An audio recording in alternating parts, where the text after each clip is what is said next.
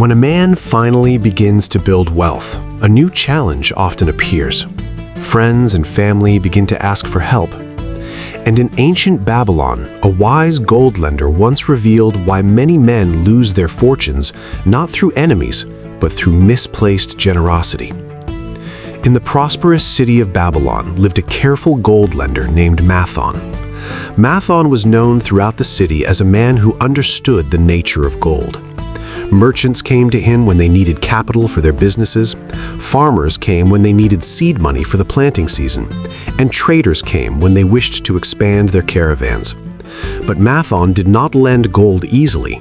He believed that gold should only be given to those who understood how to protect and multiply it. One morning, a young man arrived at his lending house looking deeply troubled. He greeted Mathon respectfully and sat before his desk. "I need your advice," the young man said. "My sister's husband wishes to start a business, and he has asked me to lend him my savings." Mathon studied him carefully. "How much gold have you managed to save?" he asked. 10 gold pieces, the young man replied proudly. Mathon nodded slowly. "That is a respectable beginning," he said. The young man leaned forward anxiously. "Should I lend it to him?" Mathon did not answer immediately. Instead, he asked another question. "What experience does your sister's husband have in business?" The young man hesitated. "I do not know," he admitted. Mathon sighed gently. "My young friend," he said, "this is how many men lose their fortunes. They give their hard-earned gold to those who do not know how to protect it." The young man listened carefully as Mathon continued. "Gold is like a loyal servant. If you treat it wisely, it will work for you and multiply. But if you give it to someone who does not understand it, it may never return."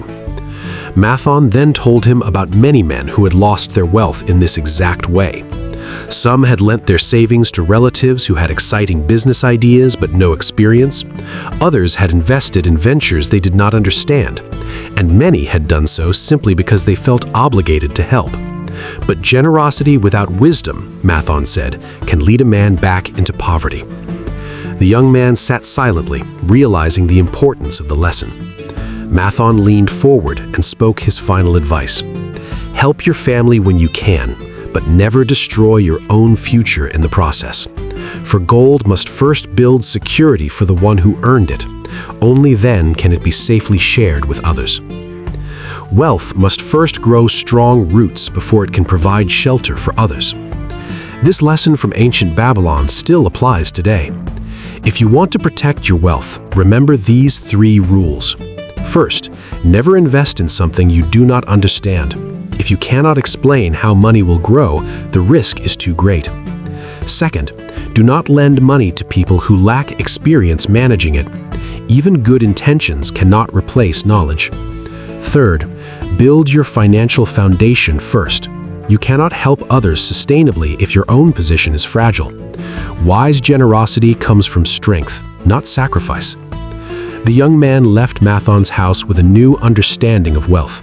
He realized that protecting his savings was not selfish, it was necessary. For once a man builds a strong financial foundation, he can help others without risking everything he has worked so hard to build.